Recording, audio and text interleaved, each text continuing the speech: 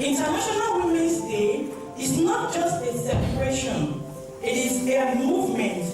It is a time to reflect on progress, recognize card. Because now you just go to canva.com, CANVA.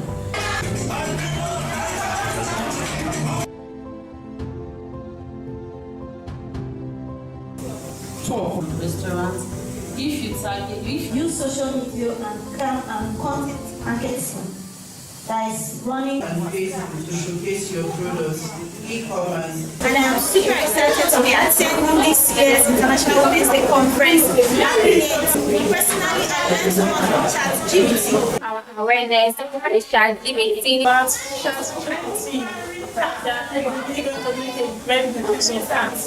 And also, that's before I tried it. I'm going to make it profit. My name is and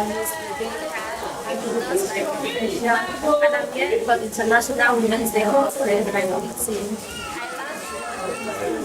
I learned how to leverage technology in developing my diagnostic profession. Thank you so much.